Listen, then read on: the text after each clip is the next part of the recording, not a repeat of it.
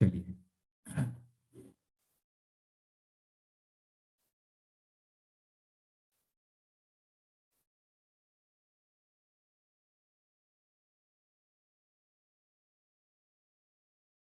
मंगलाचरण से शुरू करते हैं।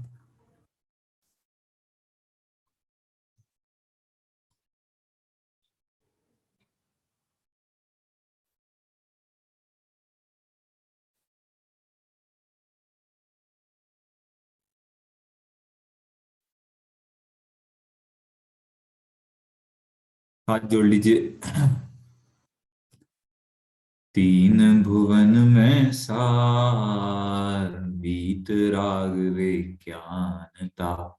शिव स्वरूप शिव का, नमः त्रियोग समारिके। चढ़ाल की चर्चा अपन ने यहाँ प्रारंभ की है अपनी कक्षा में, जिसमें से कल मंगलाचरण के छंद को हमने देखा था और दौलत राम जी के संक्षिप्त जीवन परिचय के संदर्भ में हमने कल यहाँ पर अपनी चर्चा को प्रारंभ किया था।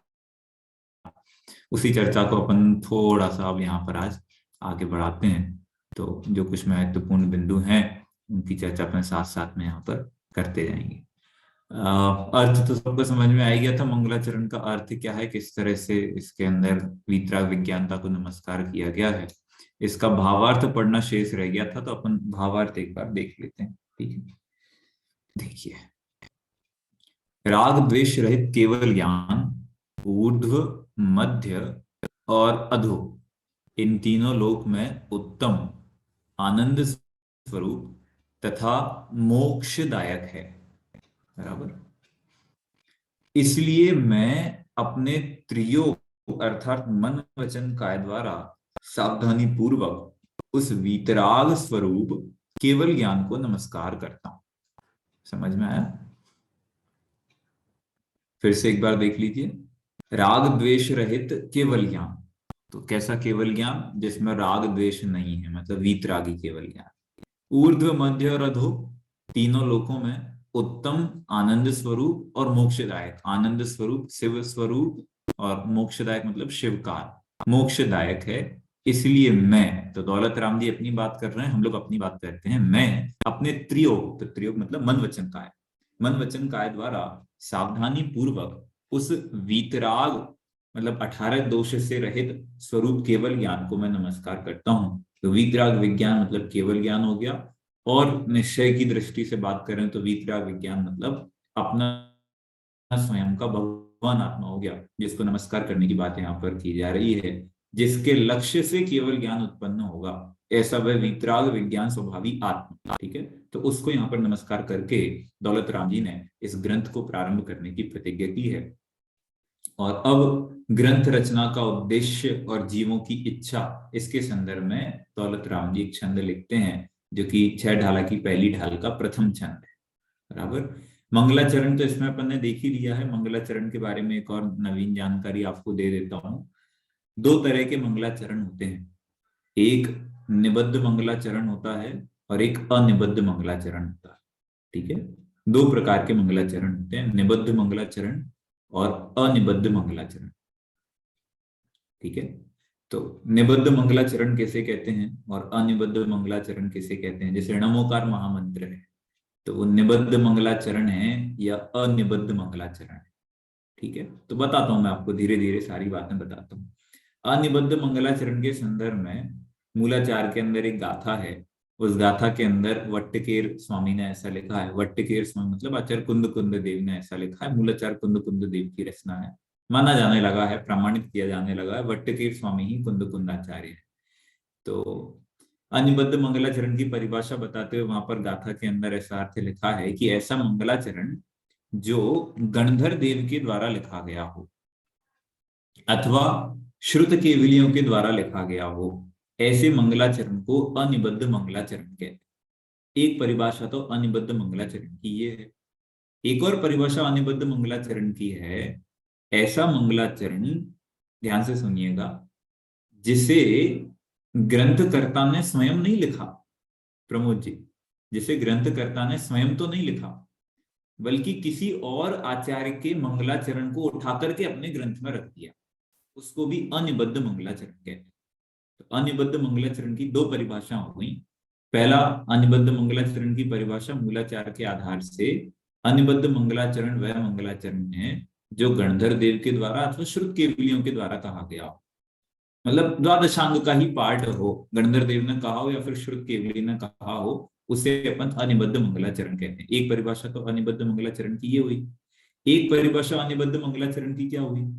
ऐसा मंगलाचरण जो आचार्य ने स्वयं नहीं लिखा, बल्कि किसी और आचार्य का लिखा हुआ मंगलाचरण अपने ग्रंथ के अंदर रख दिया है। जैसे तत्वार सूत्र का जो मंगलाचरण है, मोक्ष मार्ग से नेतारम वेतारम कर्म भूभृताम ज्ञातारम विश्व तत्वानाम वंदे तदुर्लभ।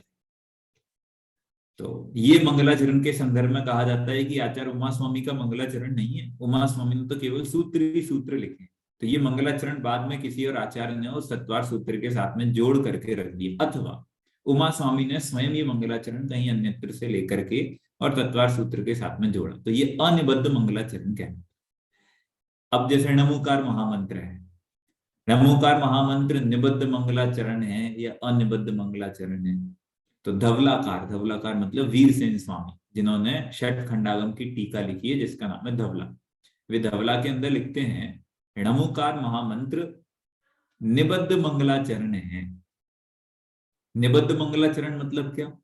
निबद्ध मंगलाचरण मतलब जो ग्रंथकार स्वयं मंगलाचरण बनाते हैं उसे निबद्ध मंगलाचरण कहते हैं। वो उनकी मौलिक रचना होती है, उसे निबद्ध मंगलाचरण कहा जाता है। तो जैसे दौलत राम जी ने ये मंगलाचरण लिखा है, ये निबद्ध मंगलाचरण है, अनिबद्ध मंगलाचरण नहीं है, दौलत राम जी ने स्वयं लिखा है। तो नमोकार महामंत्र भी निबद्ध मंगलाचरण, मतलब पुष्पदंत और भूतबली आचार्य ने इस मंगलाचरण को लिखा है। अब आप लोगों के चित्त में प्रश्न सा खड़ा हो रहा होगा कि जब हमने सबसे पहले ये आरंभ पाठशाला पढ़ना शुरू की थी तो उसमें एक पाठ पढ़ा था जिस पाठ का नाम था नमोकार महामंत्र। तो नमोकार महामंत्र में तो आपने बताया था कि नमोकार महामंत्र तो अनादि निधन मंत्र है, इसे किसी ने लिखा नहीं है, ये कभी नाश को प्राप्त नहीं होगा। तो फिर अभी तो आप कह रहे हैं कि ये पुष्पदंत और भूतबली ने लिख दिया है, क्या करें? तब आप बेसिक 1 में थे, अब आप इंटरमीडिएट 3 पार करके 6 ढाला के अंदर आ गए हैं। तो अब जिनागम की गहरी सच्चाइयां जानना आपका कर्तव्य बन गया है। देखिए मैं आपको बताता हूँ, वहां जो अपन ने कथन किया था कि अनादि निधन मंत्र है, उसकी अपेक्षा तब नहीं बताई थी मैंने, अब बता देता हूँ। अनादि अनिधन मंत्र से इसलिए कहा जाता है क्योंकि पंच परमेष्टि अनादि काल से हैं और अनंत काल तक रहे। फिर से बोलता हूँ, पंच परमेष्टि अनादि काल से हैं और अनंत काल तक रहेंगे। और अनादि काल में मतलब आज से पहले तक भी वे वंदनीय थे, आज भी वंदनीय हैं और आने वाले समय में भी वंदनीय होंगे। तो ये नमोकार महामंत्र में किया क्या गया है? पंच नमस्कार मंत्र ही है ना, मतलब 5 परमेष्टि को नमस्कार ही तो किया गया है, कुछ और थोड़ी किया गया है। इसलिए उसे अनादि अनिधन मंत्र कहा जाता है कि पंच परमेष्टि 3 लोग 3 काल में अनादि काल से लेकर अनंत काल तक सदैव पूजनीय रहेंगे, सदैव वंदनीय रहेंगे। इसलिए नमोकार महामंत्र तो अनादि अनिधन है, मतलब पंच परमेष्टि कभी भी अवंदनीय नहीं होंगे। तो बोले फिर ये पुष्पदंत भूतबली ने लिखा कि नहीं लिखा? कि हाँ उन्होंने ही लिखा है, प्राकृत भाषा में लिखा है। अब उसको आप संस्कृत कर दो, नमा अर्हतेभ्य कर दो, नमा सिद्धेभ्य कर दो, समझ आया कि नहीं आया? उसको हिंदी में कर दो, मैं अरिहंतों को नमस्कार करता हूँ। उसे इंग्लिश में कर दो, आई बो डाउन टू अरिहंत। क्या अंतर पड़ता है इससे?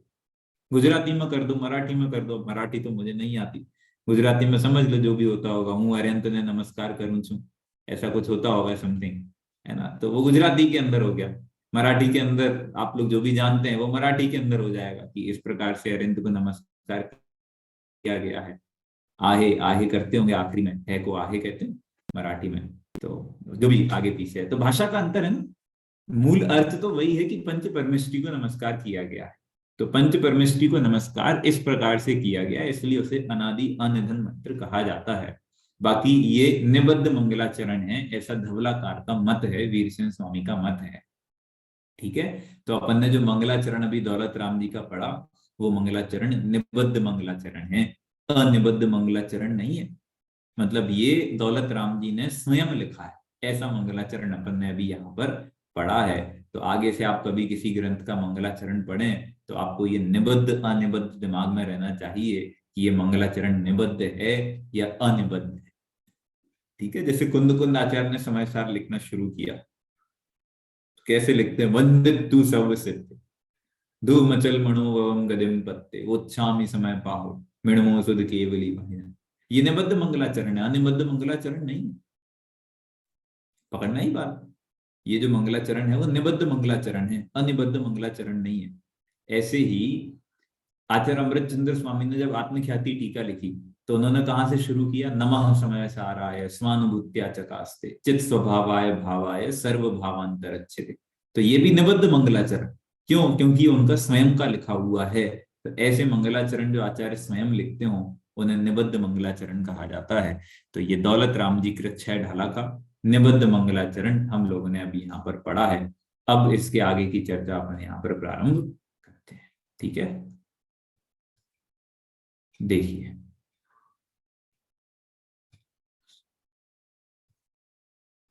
ग्रंथ रचना का उद्देश्य और जीवों की इच्छा।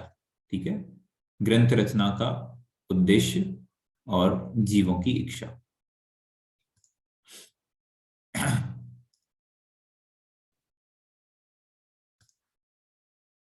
देखो, जे त्रिभुवन में जीव अनंत सुख चाहें दुखते भयवंत ताते दुख हारी सुखकार कहें सीख गुरु करुणाधार। फिर से एक बार देखिए। अच्छा, गा के कोशिश करते हैं, ठीक है, गाने की कोशिश करते हैं। अब मेरी आवाज से बाकी लोग तो क्लास वाले परिचित हैं, गाने वाला नहीं है, फिर भी पढ़ लेते हैं एक बार। चलो। जे त्रिभुवन में जीव अनंत सुख चाहे दुख ते भयवंत ताते दुख हारी सुख का कहें सीख गुरु करुणा धार। ठीक है, तो अच्छा प्रयास था, बढ़िया प्रयास रहा मेरा। देखो, जे त्रिभुवन में जीव अनंत सुख चाहे दुख ते भय। बहुत स्पष्ट है, त्रिभुवन मतलब 3 भुवन। आवाज नहीं आ रही है मेरी?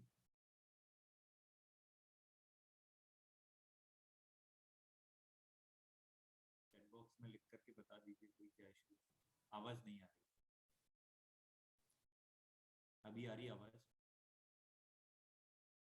नहीं आ रही है, कम आवाज आ रही है, लो वॉइस। अच्छा,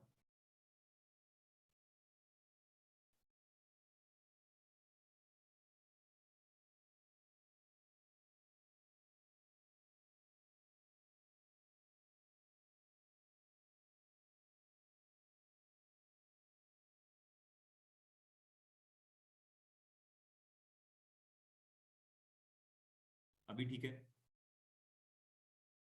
बराबर है अभी आवाज?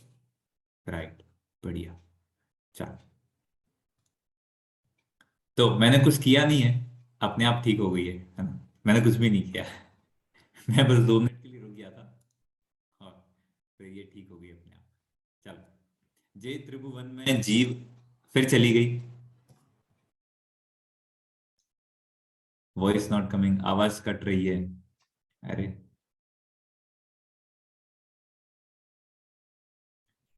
मेरे नेटवर्क तो ठीक है।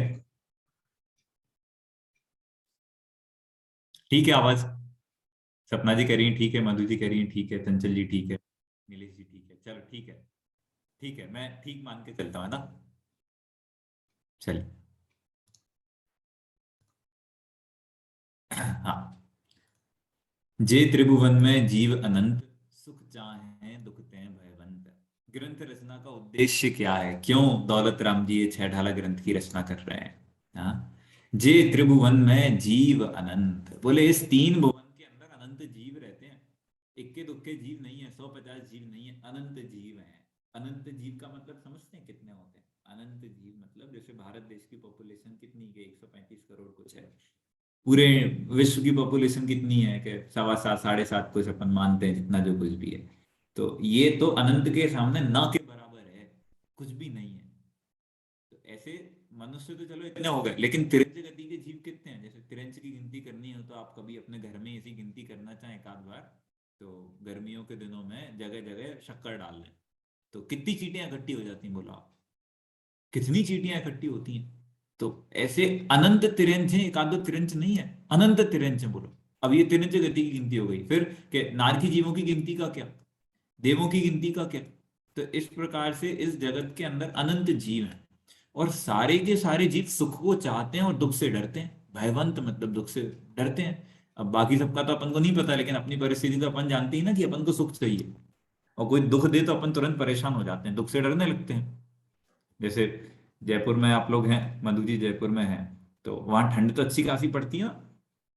अब ठंड में मान लो कोई कपड़े ना दे पहनने को, वही गर्मियों के कपड़े के अंदर अपन को रखे, तो अपन को बुरा लगता ही नहीं लगता, अपन को दुख सा भासित होता है कि भाई कोई कपड़े पहनने नहीं दे रहा। अब मुंबई के अंदर आप लोग हैं, जैसे चारमी जी मुंबई के अंदर है, तो वहां तो ठंड नाम की कोई चीज ही नहीं है। वहां तो अभी भी पंखे और एसी चल रहे थे। मैं मुंबई गया था अभी 4-5 दिन वहां रुक के आया, तो वहां तो एसी और पंखे वाला माहौल है अभी। तो और वहां पर कोई आपको स्वेटर पहना दे तो आपको दुख हो जाए। तो प्रत्येक व्यक्ति, प्रत्येक जीव, प्रत्येक परिस्थिति के अंदर सुखी रहना चाहता है। समझ आया कि नहीं है? प्रत्येक जीव प्रत्येक परिस्थिति में सुखी रहना चाहता है, कोई भी दुखी नहीं रहना चाहता। अब ये तो मनुष्यों की बात हो गई। अब तिरंज गति वाले जीवों की परिस्थिति देखो आप। तिरंज गति के जीवों की क्या परिस्थिति है? अभी ठंडे के समय में उनके लिए कौन व्यवस्था कर रहा है, कौन कपड़े उड़ा रहा है, कौन कपड़े पहना रहा है? गर्मियों के अंदर कौन उन्हें ठंडा पानी देता है? विचार करके देखो। लेकिन उसके बाद भी प्रत्येक जीव सुखी होना चाहता है। नर का नार की मरकर और मारकर के सुखी होना चाहता है। मनुष्य व्यवस्थाएं जुटा करके सुखी होना चाहता है। तिरंज दूसरों पर निर्भर रहकर के सुखी होना चाहता है। देव भोग भोग करके सुखी होना चाहता है। इसीलिए ताते मतलब इसलिए, दुख हारी मतलब दुख को जो हर लेवे, और सुख कार मतलब सुख को दे देवे, ऐसी सीख को करुणा धारण करके जो गुरु ने कहा है, ऐसी गुरु उस सीख को कह रहे हैं करुणा भाव से। करुणा भाव समझते हैं? जैसे नहीं होता अपन कहीं निकलते हैं और कोई भिखारी सा दिखाई दे जाए, उसकी परिस्थिति बहुत बेकार हो, तो अपन को नहीं लगता, वो ऐसी आवाज निकलने लगती है अंदर से, तो अपन करुणा पूर्वक उसे कुछ दे देते हैं। आप लोग भी अभी ठंड के समय में अपन लोग देखते हैं कई लोगों के पास में ओढ़ने पहनने की व्यवस्था नहीं होती, तो अपन उन्हें ओढ़ने पहनने के लिए कंबल दे देते हैं या जैकेट दे देते हैं, करुणाधार। तो ऐसे ही गुरुओं को, आचार्यों को हमारे प्रति दया आई कि देखो तो सही अनुभव कितना दुखी है? देखो तो सही ये सहजानंद जी कितने दुखी हैं, देखो तो सही नीलेश जी कितने दुखी हैं। तो अपने प्रति करुणा आई, तो ऐसी करुणा आकर के उन्होंने सुखी होने का मार्ग बताया, व्यक्तिगत बताया, मेरे लिए बताया, आपके लिए बताया, आस्था जी के लिए बताया, सबके लिए व्यक्तिगत मार्ग बताया। तो उन्हें अपने प्रति करुणा भाव आया। नहीं तो सोचो ना, जैसे अपन लोग तो क्या जगत की असलियत को जानते हैं, आचार्य तो वस्तु स्वरूप से पूरी तरह परिचित थे। वे जानते थे कि ये 60 70 65 साल की आयु है, ये खत्म, 10 25 साल तक कुछ लोग मुझे याद भी रख लेंगे, फिर तो सब भूल जाएंगे, कौन याद रखेगा? उस समय ना प्रिंटिंग प्रेस हुआ करती थी, ना ये लैपटॉप हुआ करते थे, ना टाइपिंग की कोई ऐसी व्यवस्था होती थी। लिख लिख करके सब कुछ काम करना पड़ता था। तो नहीं लिखते, अब क्या पड़ा उन्हें लिखने की, क्यों क्यों फंसी थी इतनी ज्यादा कि भाई नहीं लिखते, चले जाते अपना काम करते, आत्मज्ञान करते निकलते। लेकिन उसके बाद भी लिख करके गए ना, ये जान करके भी कोई मुझे याद नहीं रखेगा, ये जानते हुए भी कि मेरे नाम का, मेरी ख्याति का आगे जाकर के कुछ भी फायदा मुझे नहीं होगा, फिर भी लिख करके गए। और ऐसा लिख करके गए कि अपना नाम लिख करके नहीं गए, और कदाचित लिख करके भी गए तो अकेले अपना नाम लिख दिया, अपना परिचय दे करके नहीं गए। तो क्यों लिखा? करुणा के कारण लिखा। संसार के जीवों की परिस्थिति देख करके उन्हें उनके प्रति दया आई कि देखो तो सही है सभी के सभी कितने दुखी हैं। अपन को क्या लगता है? अब जैसे सोचो ना, आपको लग रहा है आप लोग दुखी हो अभी, सब अपने अपने घर में बैठे, सपना जी, चंचल जी, दीप्ति जी, है नवीना जी, सब लोग अपने घर में बैठे हुए हैं। किसको लग रहा है कि वे दुखी हैं? बोलो। अपन तो बहुत मजे में। अभी कोई का फोन आ जाए, मान लो आपके रिश्तेदार का, फूफा ताई चाचा मामा किसी का, और भाई साहब क्या हाल है? अरे सब मजे में, सब आनंद, आप बताओ क्या हाल है? तो कहाँ लगता है अपन को अपन दुखी हैं? तो जब तक लगता ही नहीं है कि अपन दुखी हैं, तो सुखी होने का मार्ग क्यों ढूंढेंगे? मतलब जैसे यही नहीं पता कि मुझे भूख लग रही है, वो खाना बनाएगा क्यों? तो आचार्यों को तो अपने प्रति करुणा आई कि ये देखो तो सही अनुभव कितना दुखी है। लेकिन अनुभव को अपने प्रति करुणा नहीं हो तो वो सुखी होने का मार्ग अपनाएगा क्यों? अब मैंने अनुभव बोला, आप अपने ऊपर लगाना। अगर आपको अपने प्रति करुणा का भाव नहीं हो, तो आप सुखी होने का मार्ग ढूंढोगे क्यों? इसलिए सबसे पहले तो ये दृढ़ निश्चय हो कि मैं दुखी हूं। पुष्पा जी, सबसे पहले ये निर्णय होना चाहिए कि मैं दुखी हूं। दुखी होने का निर्णय होगा तब जाकर के सुख को कैसे प्राप्त करना है इसके प्रति लालसा जागृत हो। जैसे इसी बात का निर्णय, जैसे अपन कई बार खेलते हैं, अब आप लोग तो नहीं खेलते, आपके बच्चे खेलते होंगे, हम लोग जब खेलते हैं अथवा पहले खेला करते थे तो खेलते खेलते कई बार लग जाती थी और पता ही नहीं चलता था, खून आ रहा पता नहीं चल रहा, बोला खेलने में इतने मग्न रहते थे ना। और फिर जब खेल करके घर पे आते थे तो चिंदनाहट सी होती थी, मान लो हाथ के अंदर नींबू लग गया, अपन खाना खाने बैठे तो फिर देखा रहे बोले यहाँ तो कट लग गया, तब जा करके बैंडेज लगाते थे। मतलब जब तक पता ही नहीं है कि यहाँ पर कटा हुआ है तब तक तो बैंडेज लगाने का उद्यम ही नहीं किया, तब तक तो प्रयत्न ही नहीं किया कि अपन यहाँ पर कुछ लगा ले, कोई ट्यूब लगा ले या कुछ और कर ले।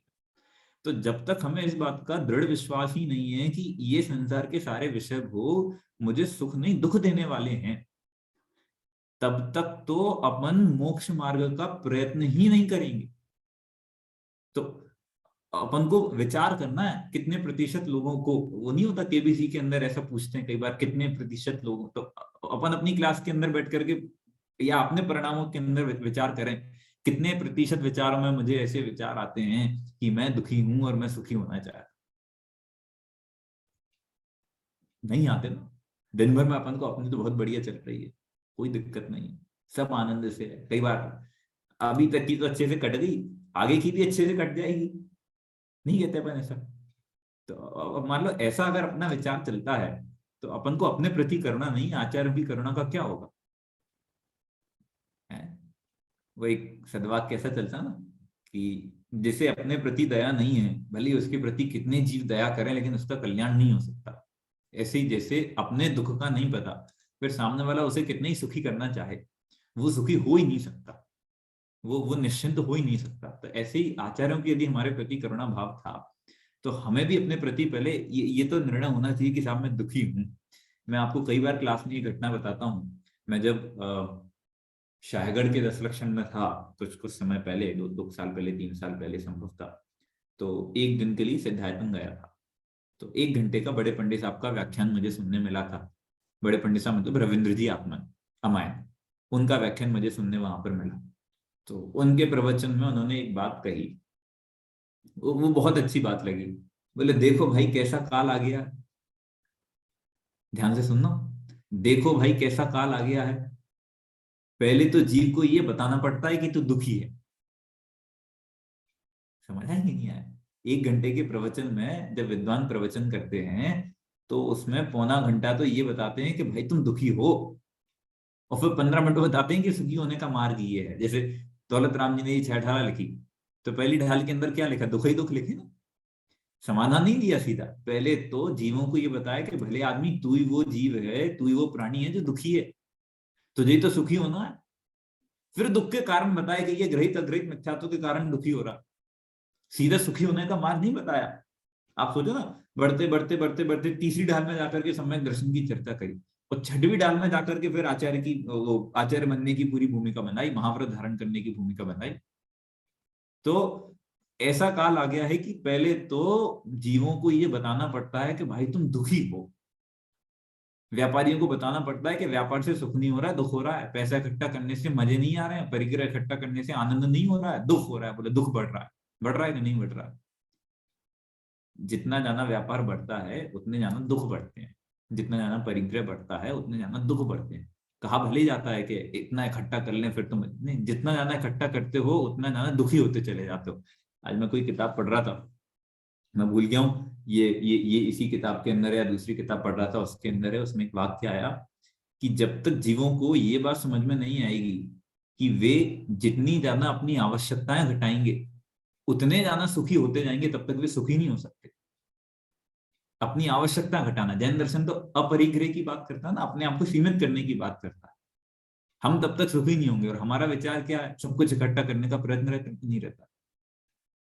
अपन अपने आप को सीमित नहीं करना चाहते, विस्तृत करना चाहते, फैलाना चाहते हैं। व्यापार हो या बाकी चीजें हो, कषाय हो, राग द्वेष हो, हर एक किसी चीज को विस्तृत कर देना चाहते हैं, तब तक सुखी नहीं हो सकते। तो अपनी ऐसी उबड़ खाबड़ अतरंगी प्रवृत्ति को देख करके गुरुओं को अपने प्रति करुणा आई और उन्होंने अपने सारे ग्रंथों की रचना की। तो दौलत राम जी कहते हैं कि गुरुओं ने जो कहा है उसको मैं आप लोगों को बताता हूं, क्या क्या गुरुओं ने कहा है। तो मेरी ग्रंथ रचना का उद्देश्य यश प्राप्ति करना नहीं है, लोक में प्रसिद्धि प्राप्त करना नहीं है, आप मेरी वाहवाही करें, ये मेरा उद्देश्य नहीं है। मेरा उद्देश्य तो ये है कि जगत के सभी जीव सुखी हो जाएं, इस मोक्ष मार्ग के अंदर लग जाएं, ये उनका उद्देश्य है। तो ऐसी सीख को यहाँ पर देखो, नीचे ये ड्राइंग बनी है, ये चारों गतियों के दुख संक्षिप्त में बता दिए गए, नरक गति, मनुष्य गति, देव गति, त्रिंच गति। और यहाँ पर गुरु शिक्षा है, एक मुनिराज बैठे हैं और वे बाकी लोगों को यहाँ पर उपदेश दे रहे हैं, शिक्षा दे रहे हैं। बराबर। भावार्थ देखिए, अन्वयार्थ और भावार्थ। भावार्थ देखते हैं। तीन लोक में जो अनंत जीव हैं, मतलब अनंत प्राणी हैं, वे दुख से डरते हैं और सुख को चाहते हैं, इसलिए आचार्य दुख का नाश करने वाली और सुख देने वाली शिक्षा को देते हैं। ठीक है। तो बाकी दर्शनों के अंदर कैसी शिक्षा दी गई है और जैन दर्शन के अंदर कैसी शिक्षा दी गई है, बहुत बड़ा अंतर है। जैन दर्शन की शिक्षा में और अन्य दर्शनों की शिक्षा के अंदर एक बहुत बड़ा अंतर है। बाकी दर्शन की शिक्षा इस बात पर केंद्रित रहती है कि दुखी हो कि हाँ सब दुखी हैं, तो एक काम करो, मेरी भक्ति किया करो, सुखी हो जाओ। जैन दर्शन के भगवान पूछते हैं, दुखी हो कि हाँ सब दुखी हैं, क्या करें? कि एक काम करो, पास में आकर के बैठो, जितने मजे मैं ले रहा हूं उतने मजे तुम लो, जितने आनंद में मैं हूं उतने आनंद में तुम रहो। समझ आई कि नहीं आया? तो बोले शुरुआत कहां से होगी, वो इतने बड़े कैसे बने, दिन रात भक्ति पूजा कैसे करेंगे? नहीं, दिन रात भक्ति पूजा करने की बात किसने कही? जो हो उसको पहचान लो, जैसे उसको पहचान लो।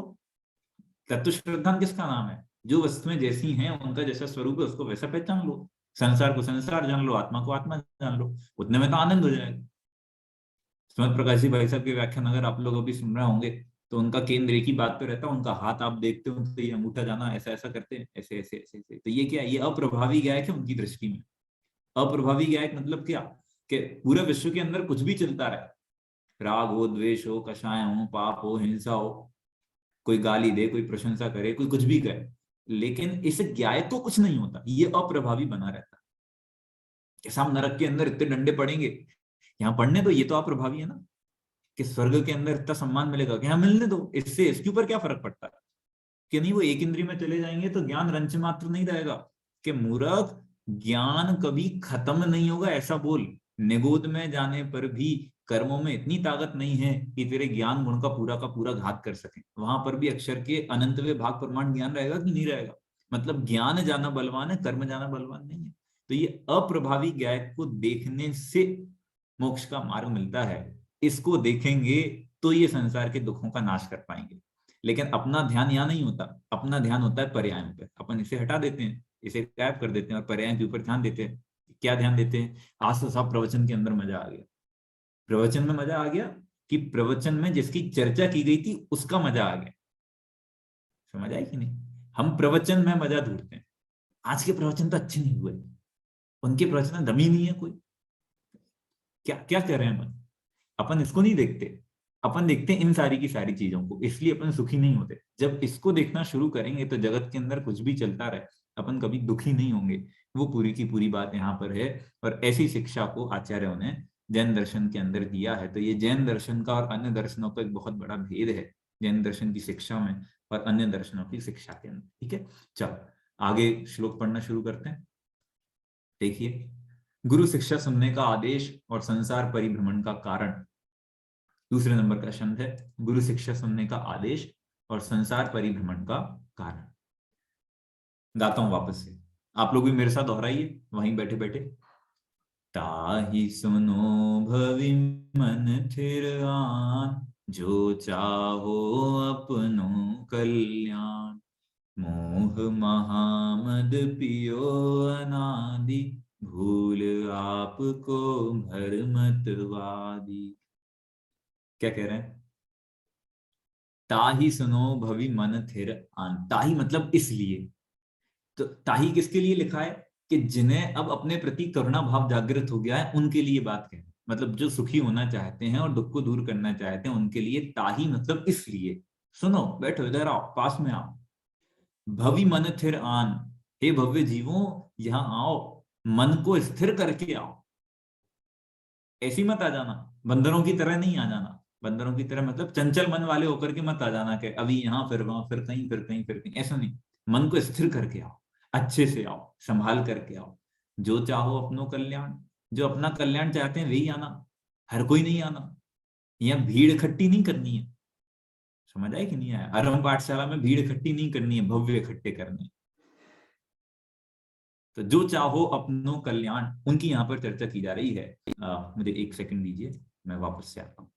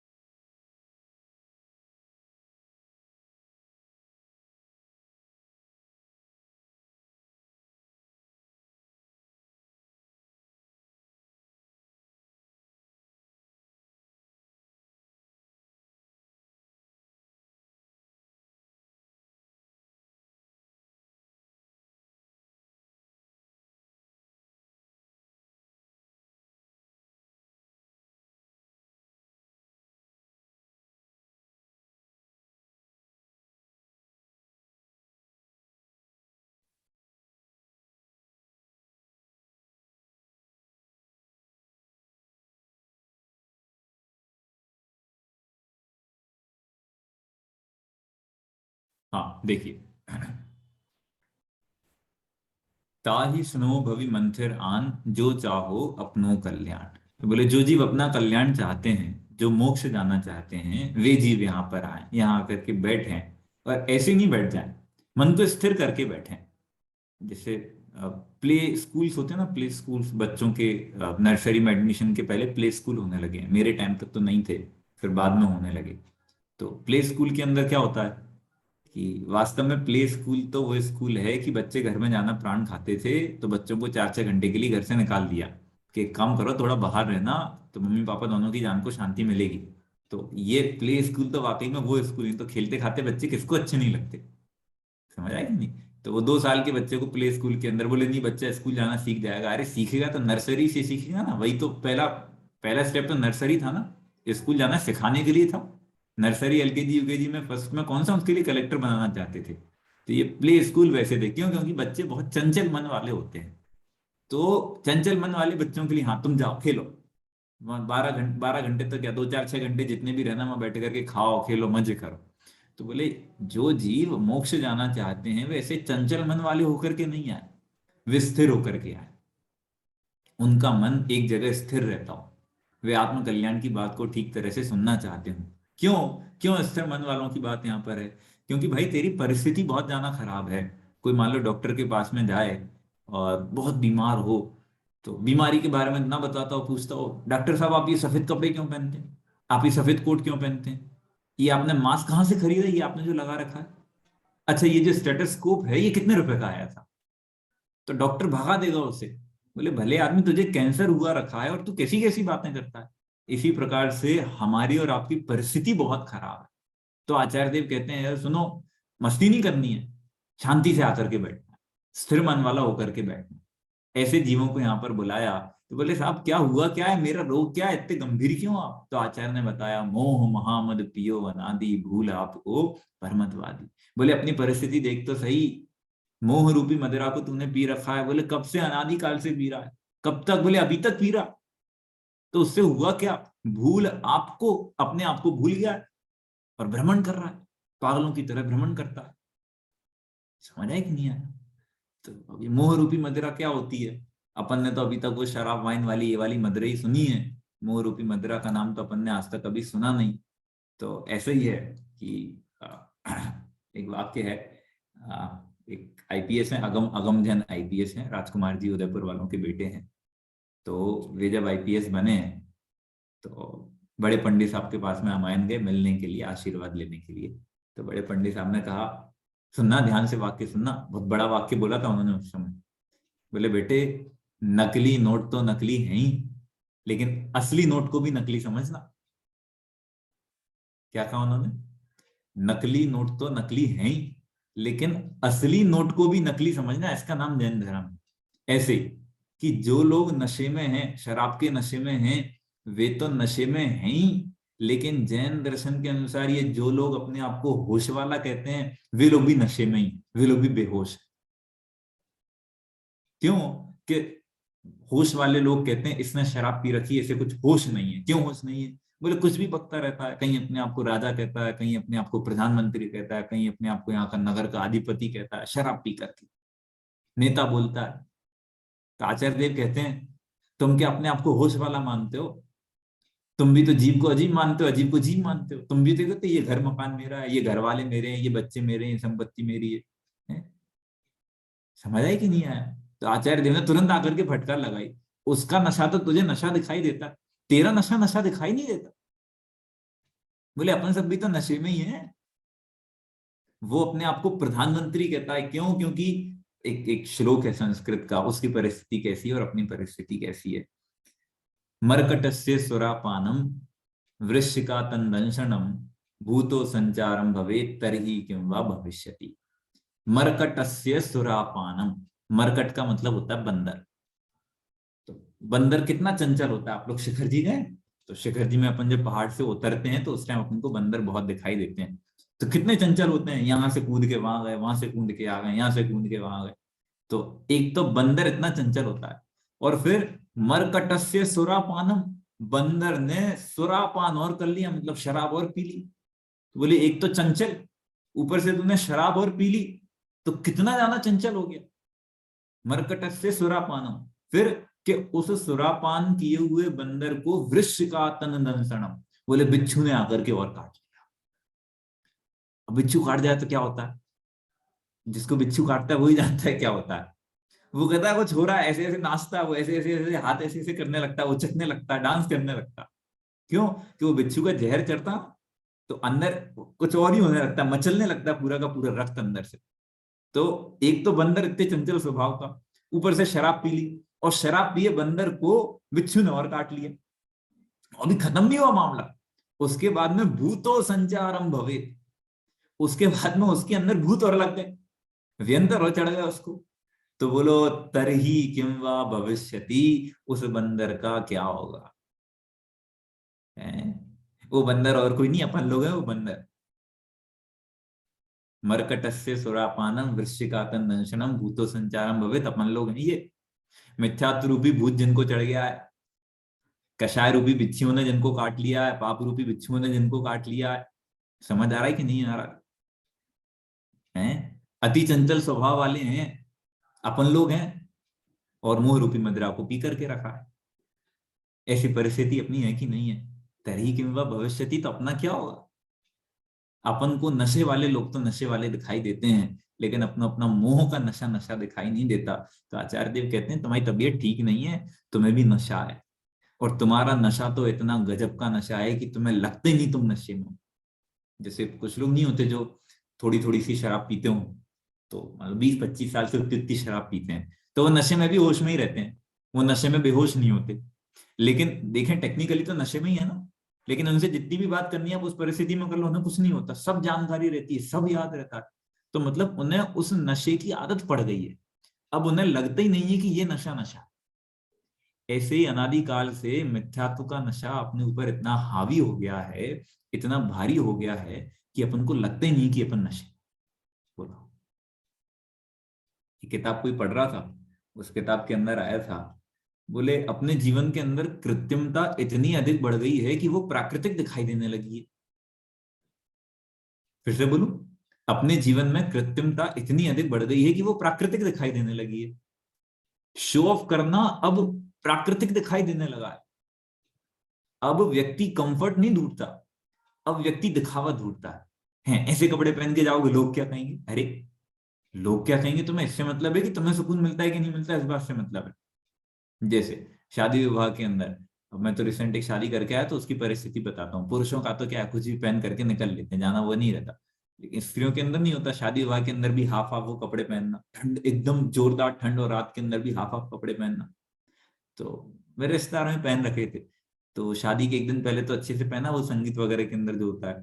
फिर वापस आया, तबीयत खराब हो गई, सुबह उठ के देखा तो बुखार आ गया। मैंने कहा क्या हो गया, बोले बुखार आ गया। तो मैंने कहा था पूरे कपड़े पहन लो। तो खुल के तो कोई नहीं कहता कि भाई क्यों कपड़े नहीं पहने थे, लेकिन क्या है, आप ये दिखावा है कि नहीं है। लोग कंफर्ट नहीं ढूंढते हैं कि साहब मौसम खराब है तो अच्छे कपड़े पहने, पूरे कपड़े पहने। वहां तो दिखावे के कपड़े पहनने की, यार अपन ने इतने अच्छे अच्छे कपड़े लिए तो लोगों को दिखना तो चाहिए अपन ने कपड़े पहन रखे अच्छे से। अब वो हाफ हो ठंड हो तब परिस्थिति कुछ दिखाई नहीं देती। तो कृत्रिमता व्यक्तित्व के अंदर इतनी आ गई कि प्राकृतिक दिखाई देने लगी। बोला कोई भी व्यक्ति नेचुरल नहीं रहना चाहता, या फिर कृत्रिमता को ही प्राकृतिक मान करके बैठा। तो अपने जीवन के अंदर भी कृत्रिम मोह इतना ज्यादा घुस गया है कि अपन को अब वो स्वभाव दिखाई देने लगा, अनादिकाल से अपने साथ में चल रहा है। आचार्य कुंद कुंद देव ने क्या लिखा है समय सार के अंदर, मैंने आपको पता, आपको कुंद कुंद आचार्य से भी परिचय करवाता रहूंगा। कुंद कुंद आचार्य ने क्या लिखा है समय सार के अंदर, वहां पर गाथा है,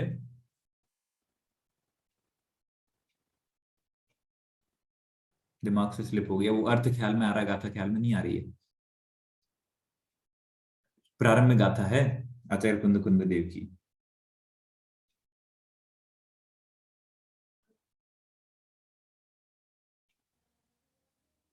पद्यानुवाद भी याद आ रहा है, अर्थ भी याद आ रहा है, गाथा याद नहीं आ रही है। रुको मैं निकालता हूँ।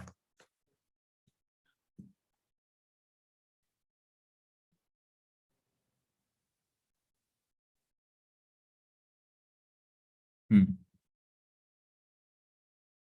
सुध परिचिदाणु भूदा सवस्वी काम भोग बंद कहा। याद आई कि नहीं आप लोगों को, सुध परिचिदाणु भूदा सवस्वी काम भोग बंद कहा। ए तस्व विलंबो नवरिण्य सुर हो विहत्तस्य। सबकी सुनी अनुभूत परिचित भोग बंधन की कथा, पर से पृथक एकत्व की उपलब्धि केवल सुलभ ना।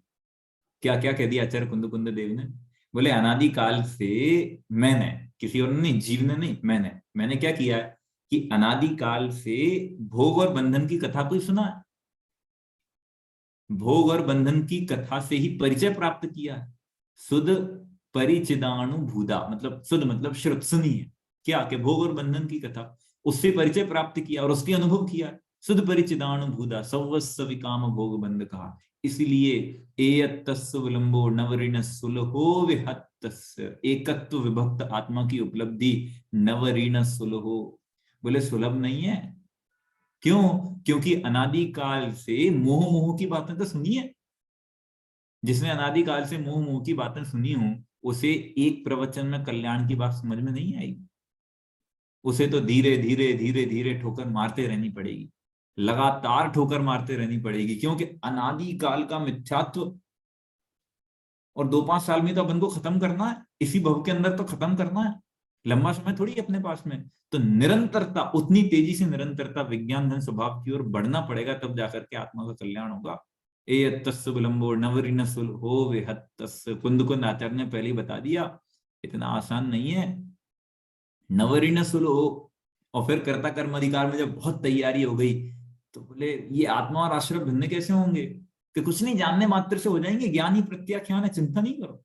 जान लिया तो हो गया काम। लेकिन उसके पहले इतनी सारी गाथाएं लिखी ना, 70-75 गाथाएं लिखी, तब जाकर के बोला ज्ञान ही प्रत्याख्यान है, ऐसी प्रारंभ में नहीं लिख दिया।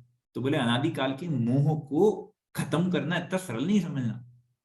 कुंद कुंद अमृत चंद्राचार्य ने टीकाओं में कई जगह लिखा है, मोह का एक क्षत्रिकृत राज्य, लोक के ऊपर मोह का एक क्षत्रिकृत राज्य। एक क्षत्रिकृत राज्य मतलब कि कितनी धर्म की बातें सुनो, लेकिन मोह इतना ताकतवर है। जैसे अभी 1 घंटे की क्लास खत्म होगी तो आपको दुनियादारी दिखाई देने लगेगी सबको। पुरुषों को सुबह उठते ही व्यापार दिखाई देने लगेगा, आपको ये क्लास खत्म होती ही दूध पानी चाय दिखाई देने लगेंगे सबको। महिलाओं को बोलो होगा कि नहीं होगा, सबको अपने बच्चे दिखाई देने लगेंगे। अभी बच्चों के पेपर चल रहे हैं तो वो छोटे मोटे जिनके बच्चे उनको पेपर दिखाई देने लगेंगे। हैं? बच्चे कुछ जो युवा लोग हैं उन्हें फोन दिखाई देने लगेगा, इंस्टाग्राम फेसबुक दिखाई देने लगेगी। तो क्या है ये कि 1 घंटे का प्रवचन मोह पर सुना, उसके बाद वापस से मोहित हो गए। क्यों? क्योंकि मोह है इतना बलवान। टोडरमल जी साहब ने मुक्ता प्रकाशक के 4थे अध्याय में अंतिम प्रकरण लिखा है, मोह की महिमा। मोह की महिमा बता रहे हैं। आत्मा की महिमा तो हर कोई बताता है, लेकिन मोह की भी महिमा बताई, क्योंकि मोह को भी इतना कमजोर नहीं समझना। तो मोह ताकतवर भी है और मोह कमजोर भी है। डिपेंड है कि अपन ने अपनी कितनी तैयारी की है। अगर अध कचरे जैसे होकर के आ गए तो मोह बहुत ताकतवर है। पूरी तैयारी के साथ आए हैं तो कितने ही ताकतवर मोह क्यों ना आ जाए, अपन को मोक्ष जाने से नहीं रोक पाए। तो आचार्य देव कह रहे हैं, भाई अनादि काल से मोह रूपी मदिरा का पान किया है, जिसके कारण से तू अपने स्वरूप को भूल गया है। और अपने स्वरूप को भूलने के कारण से तुझे इस बात की खबर नहीं है कि तू भी नशे में है। समझ आई कि नहीं आया? ये ऐसा प्रकरण छह का यहाँ पर इतना गंभीर प्रकरण है। अब मान लो आप लोग नहीं होते और कोई नई ऐसी क्लास मिलती, तो इतना लंबा समय थोड़ी लेते अपन इस प्रकरण को पूरा करने में। एक एक दिन के अंदर छह छह पांच पांच छह छह छंद हो जाते एक एक दिन में। वो तो अब सब क्या तैयार लोग दिखाई देते ना बैठे बैठे कि हाँ ये सब समझने वाले लोग हैं, तो इतना कहने का विकल्प आ जाता है। नहीं तो क्या 2 पंक्तियां कहते और अपन आगे बढ़ते हैं। शिविरों के अंदर तो ऐसे ही होता है, 6 6 दिन के अंदर 3 3 ढालें हो जाती हैं, 2 2 3 3 ढालें हो जाती हैं शिविरों के अंदर 6 6 दिन में। बराबर। चल, अपनी इतनी चर्चा आज की यहाँ कक्षा के अंदर हुई है। अब अगर आप में से किसी को कोई प्रश्न हो तो आप लोग प्रश्न पूछ सकते हैं। मैं अनम्यूट होने की परमिशन दे देता हूँ।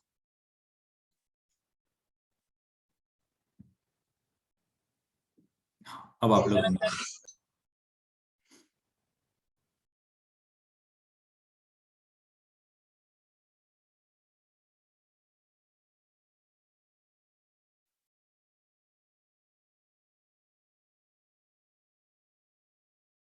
कोई प्रश्न नहीं? इतना अच्छे से बता दिया तो कोई प्रश्न ही नहीं है। अरे बढ़िया। आस्था जी पूछिए, अनम्यूट कीजिए अपने आप को। भैया जी, जैसे आप बता रहे हैं कि मतलब हम जितना सहज होते जाएंगे लाइफ में, उतना हम अपने एम के पास पहुंचते जाएंगे। मैं ये समझना चाहती हूँ कि हम डे टू डे लाइफ में सहज हैं कि सहज होने की जगह पे आलस को सहज कह रहे हैं। हम कैसे तय करेंगे? देखो, जहां सहज होना पड़े तो वहां तो सहज नहीं। मतलब सहज का मतलब तो ये, जहां होना नहीं पड़े हो जाए उसका नाम सहजता है। जहां होना पड़े उसका नाम सहजता नहीं। लेकिन सहज जीवन जीने के लिए एक थोड़ी सी मेहनत करनी पड़ेगी, जिस मेहनत का नाम है स्वाध्याय, जिस मेहनत का नाम है अनुकूल प्रतिकूल परिस्थिति के अंदर धर्म का चिंतन विचार करना। फिर एक परिस्थिति अपने आप धारा ऐसी बन जाती है कि परिस्थितियां कैसी बनती रहे, आपको वो प्रभावित नहीं करती। जैसे अभी तो क्या होता है, तुरंत अपनी कोई बुराई कर देता अपन तुरंत प्रभावित होते, अपन सहज नहीं रह पाते। अपन भली ये बात कहते हैं, मुंह से ये बात अपन कहते हो कि हाँ हाँ कुछ नहीं होता, उन्होंने कह दिया तो कह दिया, लेकिन अंदर से कषाय उत्पन्न अपने चित्त में हो जाती है अगर कोई अपनी बुराई कर देता है तो। मतलब अपन अभी सहज नहीं है, अपन उतने नेचुरल नहीं है। वो मेरी भावना की पंक्ति है ना, लाखों वर्षों तक जीऊं या मृत्यु आज ही, अथवा कोई कैसा भी भय या लालच देने आवे। तो कैसी भी परिस्थिति बन जाए, कोई निंदा करे, कोई प्रशंसा करे, कोई भय दे, कोई लालच दे, प्रत्येक परिस्थिति के अंदर अब वो होगा कैसे कि ये अप्रभावी को देखने से ही होगा। अपन कषायों से प्रभावित हो जाते हैं, थोड़े कुछ होता है तुरंत प्रभावित होते हैं। कोई प्रशंसा करता है अपन फूले नहीं समाते, थोड़ी सी प्रशंसा हो जाए, 2 5 10 लोगों ने क्या कर दी तारीफ, अपन तो हाँ गुब्बारे से हो जाते हैं अपन। तो इसका मतलब आप प्रभावित हो गए।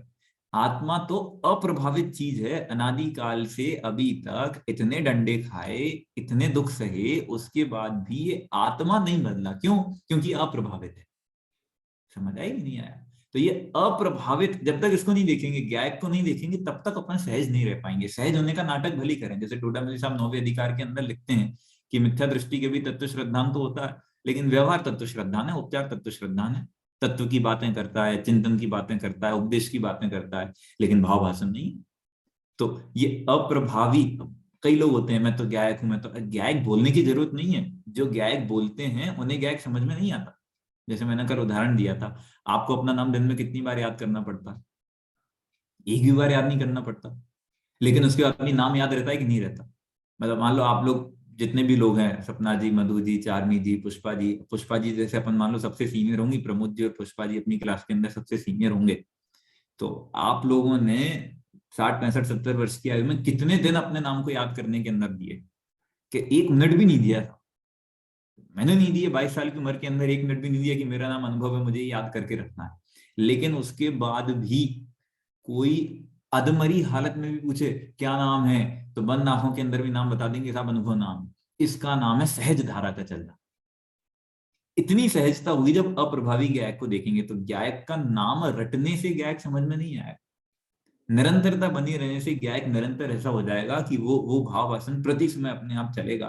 तो ये डे टू डे लाइफ के अंदर स्वाध्याय के बल से ही सारी की सारी चीजें ठीक होंगी। जैसे अब आपको भी ठीक लगता होगा ना, आरंभ पाठशाला आपने जब से पढ़ना शुरू किया है, जो भी आप व्याख्यान संजीव जी वगैरह के सुन रहे होंगे आप लोग, तो उससे आपके जीवन के अंदर परिवर्तन निश्चित रूप से आए होंगे। अनुकूल प्रतिकूल परिस्थितियों के अंदर अपन एक संयम भाव रखना तो सीख ही गए कि नहीं सीख गए, भले उतना उच्च नहीं सीखे, लेकिन उसके बाद भी धर्म का विचार आने से अपने परिणामों के अंदर कितनी शांति होती है।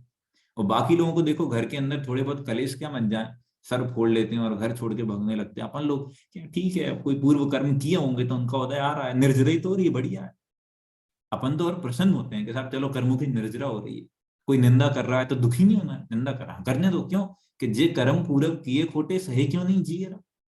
कोई प्रशंसा कर रहा है कि हाँ जे कर्म पूरब किए खोटे, प्रशंसा भी कोई अच्छी चीज नहीं है, खोटे कर्म का परिणाम है, उसे पुण्य कह दिया। लेकिन अब वो आपको याद है कि नहीं, पुण्य पाप वाला पाठ अपन ने पढ़ा था, लोहे की बेड़ी और सोने की बेड़ी। तो पुण्य को उस रूप में देखें, अपन पुण्य के अंदर तुरंत ऐसे गुब्बारे जैसे हो जाते हैं कि हाँ मेरी बहुत तारीफ चल रही, तो मतलब आप प्रभावित हो गए, आप अप्रभावी रहे ही नहीं। जहां आप किसी से प्रभावित हो गए वहां समझना कि अपन लीक से हट गए। और प्रत्येक धारा के अंदर, हाँ अब देखो ऐसा नहीं है कि कुछ हो गई नहीं, कोई एक्शन नहीं होंगे, व्यवहार के अंदर सारी क्रियाएं बराबर चलेंगी, लड़ाई भी होगी, झगड़े भी होंगे, आप थप्पड़ खाओगे भी, थप्पड़ मारोगे भी, सब चीजें बराबर होंगी। अभी पहले से लेके चौथे गुण स्थान की भूमिका के अंदर तो व्यापार भी करोगे, आवश्यकता पड़ने पर गालियां भी दोगे, 4 गालियां सुनोगे भी, सही सब कुछ होगा अभी की भूमिका के अंदर तो। लेकिन एक बैकग्राउंड के अंदर धारा चलती है, बस उसका नाम है कि अपन सहज होता है। जैसे भरत चक्रवर्ती भी थे, तो अब 6 खंड जीतने के लिए निकले ही थे ना, लेकिन फिर भी सम्यक दृष्टि थे कि नहीं थे। तो सम्यक दर्शन का मतलब कोई बाबा बन के बैठ जाने का नाम सम्यक दर्शन नहीं है। 24 घंटे ऐसे चुपचाप बैठे रहने का नाम सम्यक दर्शन नहीं है, कि हल्की सी स्माइल चेहरे पे आ जाए, इसका नाम सम्यक दर्शन नहीं है। सम्यक दृष्टि जीव के भी लौकिक सुख दुख तो व्यवहार के अंदर यथावत होते ही है, लेकिन उसके बाद भी उसका दृढ़ निश्चय इस बात पर रहता है कि नहीं नहीं ये सब तो ठीक है, ये हो रहा है इसको होने दो, लेकिन मैं तो कुछ और ही, कहना नहीं पड़ता। दृढ़ निश्चय अपने आप धारा के अंदर निरंतर बना रहता है। जैसे मान लो आप आस्था जी हैं, तो आप एक नाटक कर रही हैं, राम सीता का नाटक कर रही हैं, तो आपको उसके अंदर सीता बना दिया गया। तो वो पूरे नाटक में मान लो 6 घंटे का नाटक है, जब भी आपसे कहा जाएगा सीता, तो आप ही मुड़ के देखोगी। लेकिन वो नाटक करते करते आपको विश्वास है कि 6 घंटा खत्म होते ही कोई सीता गए तो अपन को नहीं सुनना, अपना नाम तो आस्था। समझ आई कि नहीं आया? 6 घंटा खत्म होते ही वो 6 घंटे में भी जो जो आपको सीता कह रहा है, उसमें भी आपको दृढ़ विश्वास है कि मेरा नाम सीता नहीं, मेरा नाम तो आस्था। इसका नाम है सम्यक दर्शन, इसका नाम है सहज होना। तो सहजता का मतलब कोई बाबा बन के बैठना नहीं है। सहजता मतलब सांसारिक परिस्थिति के अंदर भी एक ऐसी धारा चलती है जिसके अंदर अपन शांत होते हैं, अंदर से शांत, बाहर से भले ही कैसे दिखाई देते हो, बस वो उसका नाम सहजता है। बराबर, बढ़िया प्रश्न। ऐसे ऐसे प्रश्न प्रैक्टिकल होने चाहिए, ऐसे विचार प्रैक्टिकल आने चाहिए, बहुत बढ़िया। चलो और कोई प्रश्न? हाँ पूछिए पूछिए पूछिए, एक और हैंड रेज हुआ है। तो आप धारा बोल रहे हैं सर, धारा, तो ये ज्ञान धारा और कर्म धारा, तो ये क्या चीज है? ज्ञान धारा और कर्म धारा में ये कैसे तो क्या? चेतना है, कर्म चेतना, ज्ञान चेतना, कर्म फल चेतना, 3 प्रकार की चेतनाएं होती हैं। हाँ जी, हाँ 3 प्रकार की चेतना होती हैं। तो ज्ञानी जीव जो होते हैं उनकी ज्ञान चेतना चलती है, उनकी कर्म चेतना नहीं चलती। मिथ्या दृष्टि जीवों की कर्म चेतना चलती है। और जो चौथे गुण स्थान वाले जीव हैं, जो संसार के अंदर हैं, चौथे हैं, 5वें में हैं, शुभोपयोग में हैं, तो उनके कर्म फल चेतना और ज्ञान चेतना दोनों कदाचित चल सकती हैं, लेकिन अज्ञानी जीव के तो कर्म चेतना और कर्म फल चेतना ही चलती है। समय सार का प्रकरण है, अपन कदाचित समय सार की चर्चा आगे आकर के करेंगे, तो ये तीनों की चर्चा अपन कर्म चेतना, कर्म फल चेतना और ज्ञान चेतना की करेंगे। लेकिन साधारण भाषा में समझे तो ज्ञान चेतना का मतलब सहज रहना है, और कर्म फल चेतना का मतलब असहज रहना है। बस ये अपन संक्षिप्त भाषा में अभी के लिए समझ सकते हैं, है ना? इतना रहेगा। प्रश्न आपका समय सार के लेवल का है, मैं अभी उसका उत्तर पूरा जानबूझ करके नहीं दे रहा हूँ, नहीं तो अपने बाकी जितने लोग हैं उनके चित्त में कुछ और एक नई चीज खड़ी हो जाएगी, तो समय देख करके देंगे। नहीं, वो धारा नाम सुन के और फिर ये दिमाग में आया मेरे कि बराबर।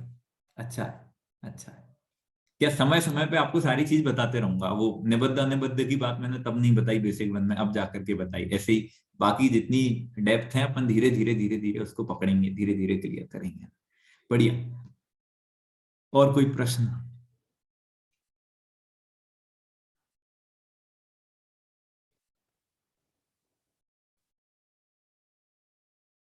नहीं है, कोई प्रश्न नहीं है। चलो बढ़िया है। फिर अगले वीक अपन मिलते हैं, ये वेडनेसडे और थर्सडे, तो यही टाइम रहेगा 8 बजे से लेकर के 9 बजे तक। छह ढाला के आगे के छंद की चर्चा अपन प्रारंभ करेंगे। बराबर। बाकी जो लोग नए हैं, जैसे आज आपने जो प्रश्न पूछा, आप छह ढाला की क्लास के अंदर नए हैं ना, तो आपसे आज मेरा परिचय हो गया। अब आपका चेहरा भी याद रहेगा, अच्छे से याद रहेगा, है ना? आप अपना परिचय करवा दीजिए एक बार, कहाँ से हैं, क्या नाम है, तो सब परिचित हो जाए। अनम्यूट कीजिए अपने आप को। मैं बोल तिलकमती गंगवाल हूँ, मैं इंदौर से। अच्छा, तिलकमती जी गंगवाल, इंदौर। हाँ जी।